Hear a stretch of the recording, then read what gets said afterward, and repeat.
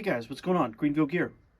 Thanks as always for tuning in, supporting the channel, watching it, subscribing to the channel. It's all very cool.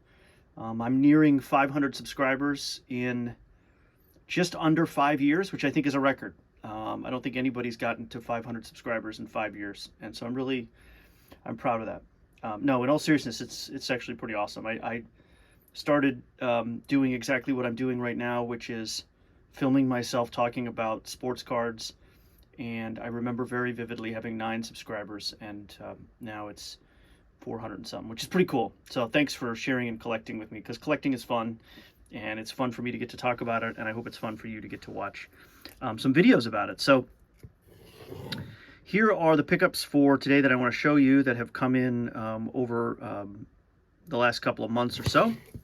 And this is part of my Hall of Fame autograph run that I'm working on. Baseball, on card, and it's been really cool to do. I think I'm at 30 some. I probably need to put them into some kind of computerized list. I'm not sure. I don't want to have too many duplicates or anything like that, although I don't think I have any at this point. So let me show them to you. I've had a lot of fun with this kind of subset of my collecting.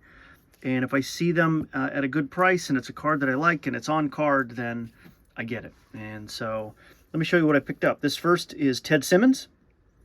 This is from Topps Finest and numbered to 150. Really nice on card. The blue looks nice with the blue signature, I thought. And this is a 2022 Finest card. And so the thing I've also done with these is I just order one touches, and every card in this part of my collection, the Hall of Fame autograph series or run, I just put in a one touch, so it kind of gives me the feeling of a little more heft. It protects the card, and then of course I have the special sleeve that slim fits on these, which is kind of nice. So that's that. So there's Ted Simmons, numbered to 150, as I mentioned. Also numbered to 150 is this one. Alan Trammell, a player I remember vividly growing up, and this is also on card. Nice signature there in the blue. It's got a nice purple border because it is, again, numbered. This is from Topps Archives, and there's the numbering to 150, but there is the back.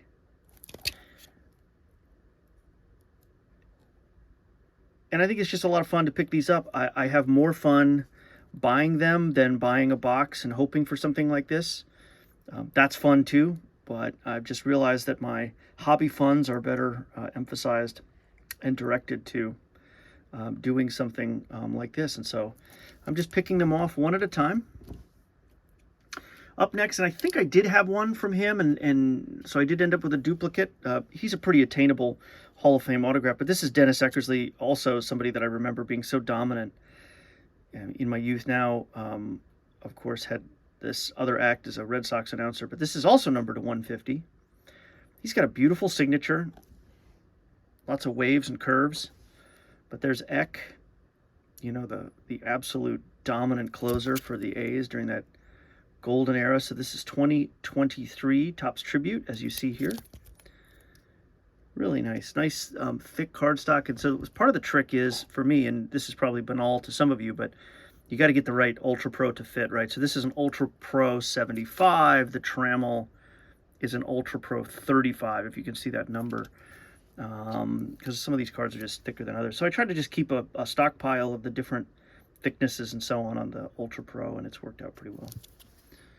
So there's that. Here's my next guy, another guy I remember from my youth. Now his signature can be a little off sometimes because he's getting old, and it's Rod Carew. And this one to me as a signature looked better than some of the others I've seen, and I think that's in part, sorry there to be flipping that around on you. This is from 2016. So it's an old enough of an auto, I think, that maybe that explains it. But this is Rod Carew, numbered to 99. I also will confess, and I'll say it on another one coming up, I don't love acetate cards like this with that clear. Just never something I've really liked. I just prefer something on a nice white background or something like that. But nevertheless, to get a Carew auto, I had to make some choices in my price range. And so And again, I wanted one that was a steady hand for Rod Carew. So great, great, great hitter. And so there it is, number to 99 from Topps Strata.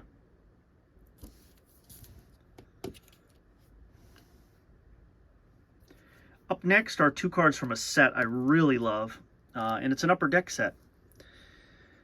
And this is, I think it's Signatures of the Decades is what they call it. But this is Orlando Cepeda from the 1960s. Really nice, rich blue auto on the card, right on that white spot. I just think it's a great design. There it is, Signature Decades. And so this is an Upper Deck. Most of the cards I've been collecting for this part of my collection have been Topps, though not all of them. So the Cepeda just spoke to me. The signature popped, and was happy to have that. So he is there indicative of the 1960s. And so similar from the 1950s was this one, Monty Irvin. And so it's from the same set. I just think it's gorgeous. I think I have maybe another one. I think it's Gaylord Perry from the 1970s in my run. I'd have to look in the box, but there's Monty Irvin. Another Hall of Famer. And just really like it. Pretty nice signature from Monty, and there you can see the back of the card. And these aren't numbered, but I just thought this is a really, really cool set from 2005. And I've done some digging around and looked at some of the others. They're all really nice looking. It's just a really nice subset from Upper Deck. Up next, and it kind of is like that acetate that I don't love, but I needed one for this player. It's Luis Aparicio, and so it's got a kind of that extra gloss. It's maybe this one isn't really an acetate, but it kind of has that feel to me. So as a card, I'm not sure I love it, but I do love having a signature from him. And this one's also unnumbered, but there it is. I'm not sure I love the black either. Here I am just saying, hey, I got this cool card. Now let me tell you all the things I don't like about it. I like it very much. I was happy to get an Aparicio for sure. Maybe someday something else will strike me and speak to me even more than that. And then last, one of the players that I loved growing up, especially being out west, and I remember the franchise getting its start, and that was Larry Walker. And so it meant a lot to me to get a Larry Walker. This one is numbered out of 20. I wanted to make sure I got a nice version of this. He's got a really incredible signature too, kind of like Eckersley. And there it is. So this is on card as well, just like the rest of them. This is a 2020 card. 2020 Topps Brooklyn collection. So another Hall of Famer. So there they are. 1, 2, 3, 4, 5, 6, 7, 8, I think. Yeah. 8 Hall of Famers added to the collection.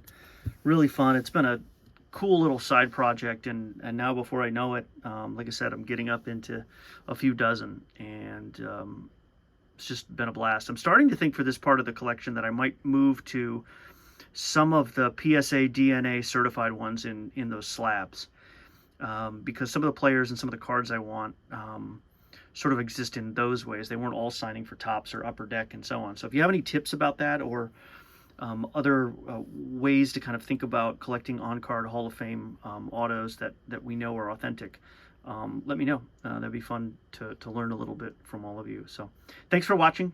Take it easy, and I'll see you on the next couple videos.